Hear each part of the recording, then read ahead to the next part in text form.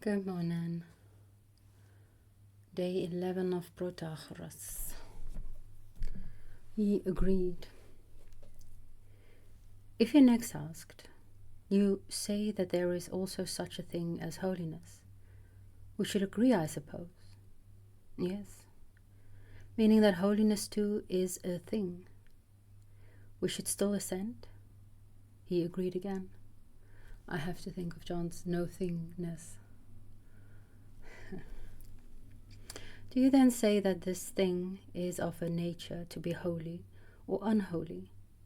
Personally, I should be annoyed at this and say, what a blasphemous question. Nothing else could well be holy if we won't allow holiness itself to be so. What about you? Wouldn't that be your answer? Certainly, he said. Suppose now, he went on to ask us, but what did you say a few minutes ago? Didn't I hear you rightly? I thought you said that the parts of virtue are so related that one does not resemble the other. For my part, I should reply, you have got most of it right, but your ears deceive you if you think I said that myself. It was Protagoras' answer to a question I put. Now if he asks you, is this true, Protagoras? Is it you who say that one part of virtue does not resemble another? Is this your statement? What would you answer? I should have to admit it, he said. Then having agreed about this, what shall we say if he goes on to ask? Then it is not the nature of holiness to be something just, nor of justice to be holy. It will be not holy, and holiness will be not just. That is unjust, and justice unholy. What shall we answer? I should say on my own behalf that justice is holy and holiness just, and on your behalf, if you would allow me, I would make the same reply, that justice is either the same thing as holiness or very like it, and that justice unquestionably resembles holiness, and holiness justice.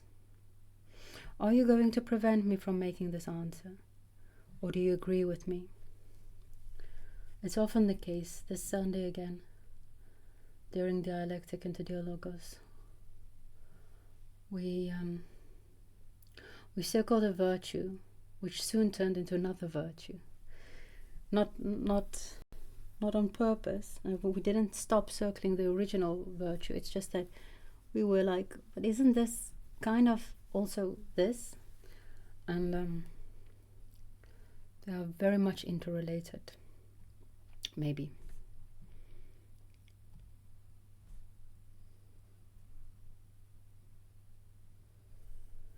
I don't think it is quite so simple, Socrates, Protagoras says. I can't really admit that justice is holy and holiness just. I think there is some difference there. However, he said, what does it matter? If you like, let us assume that justice is holy and holiness just. It could matter quite a lot.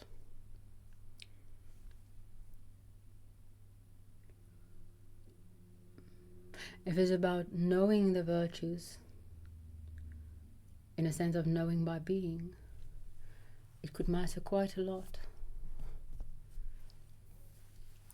Excuse me, I said.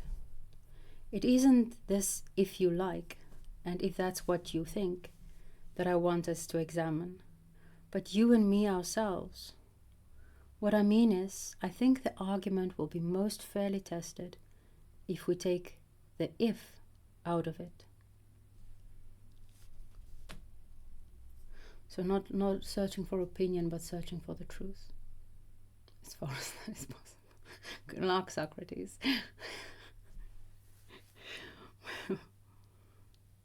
Well, knowledge, but then knowledge not in a propositional way, but knowledge indeed by knowing how to be virtuous, knowing what it's like to be virtuous, and participating in virtue. Well, of course, he replied, justice does have some resemblance to holiness.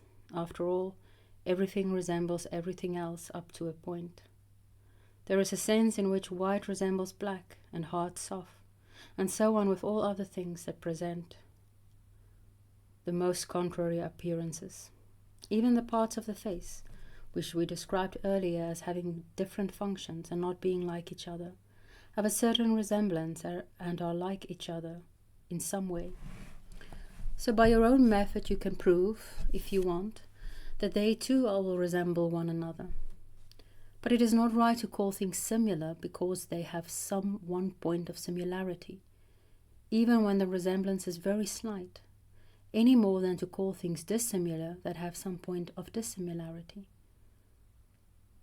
At this I said in some surprise, "And is this how you suppose justice to be related to holiness?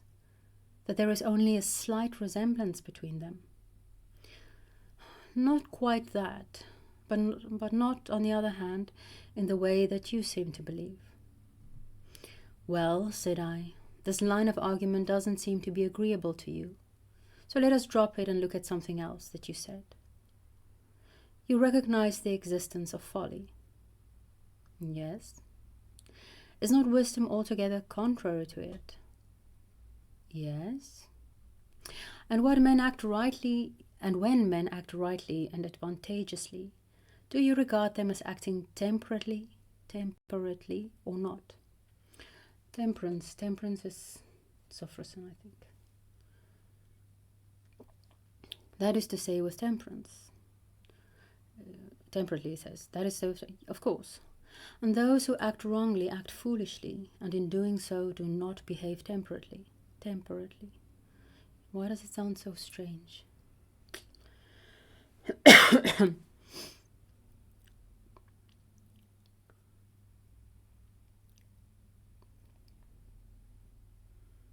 He agreed. Then foolish behavior is the opposite of temperate. Yes. And foolish behavior is the outcome of folly, and temperate of temperance. Yes.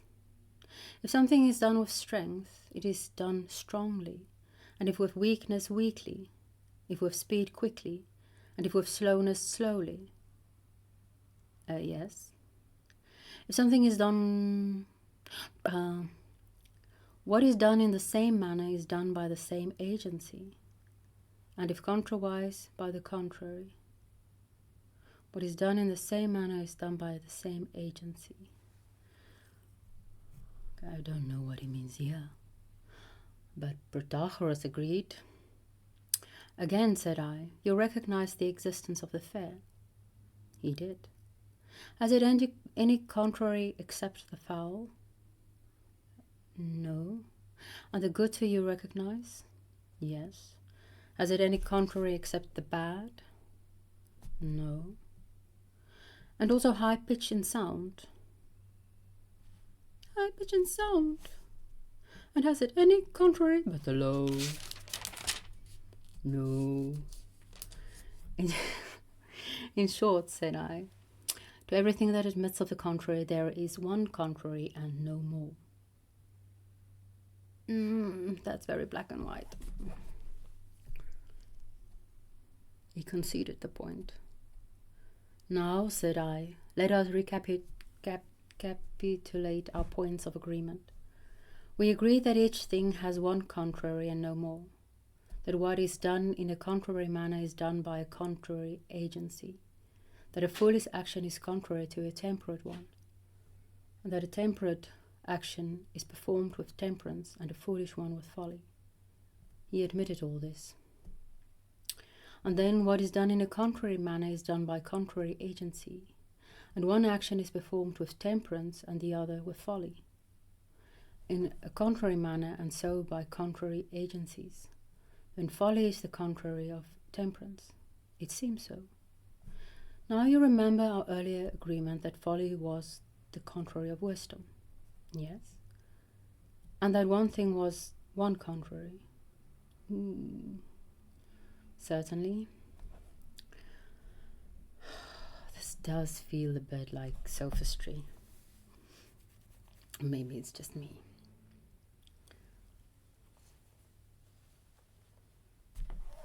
Then which statement are we to give up?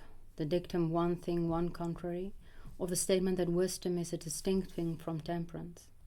both being parts of virtue, and that in addition to each being distinct, they are dissimilar both in themselves and in their functions, like the part of a face.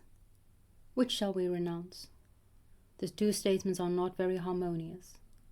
They don't chime well together or fit in with each other. How could they, if one thing can have only one opposite? And yet, though folly is only one thing, temperance as well as wisdom appear to be contrary to it. Isn't that the way of it, Protagoras? Okay, so what my mind goes to now, Protagoras agrees though reluctantly, but we'll come back to that another day, not tomorrow. What my mind goes to is the conversation John and Chris had of the paradox. And John seemed to keep insisting, or John asked, what about people who are just too lazy to admit that they have contradictions? And Chris's exact words were, are we in the habit of calling those people ironic? And so irony was talked about, not the paradox. Okay, so that's how I remember. And that comes to mind. The honest attempt to rid yourself of superficial contradictions, maybe, because on a deeper level, either all is paradox or nothing is.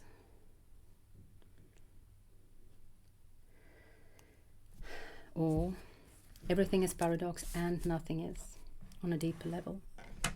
So this is I would assume, the attempt to not be intellectually lazy and fall into contradiction. I don't know if that makes any sense. Have a good day.